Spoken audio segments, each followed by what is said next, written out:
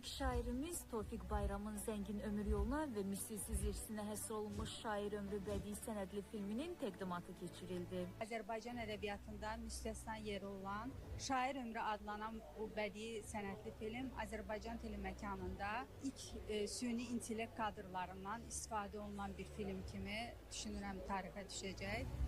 Film şair Tofiq Bayramın həyat və yaradıcılığına işıq salan, duyğulu və sənədli bir hekayədir. Xatirəmi yığa-yığa qatlanır. Qayıq məni irəliyə aparır.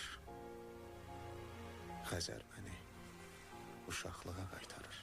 Tofiq Bayramın döyüşkən ruhla yoğrulmuş poeziyası insanlara vətəni sevməyi, onu qorumağı və heç vaxt unutmamağı öyrədirdi.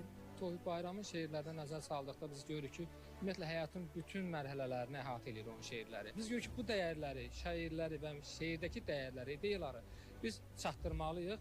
Onun da müxtəlif formaları var. Biri də filmdir. Həm şairin ömrü ilə, həm də bizim ömrümüzü əhatə eləmiş olur. Mənim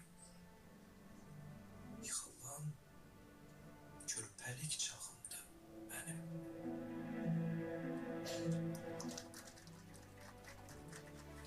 Deyərdim ki, bugünkü bu gözəl film Azərbaycan xalqının görkəmli, çox parlaq, çox istedadlı, çox vətənpərvər bir gözəl şəxsiyyət olan Tofiq Bayrama həsr olunmuş bu film bir tarixi hadisədir.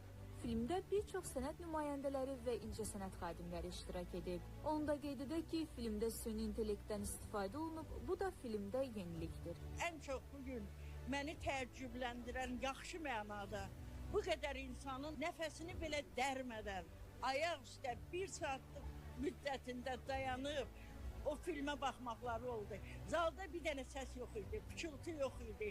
Buna görə mən bir də yaradıcı heyətə böyük minnətdarlığımı bildirirəm. Onun zəngin və çox şaxəli yaradıcılığı zaman keçsə də yaddaşlardan silinmir.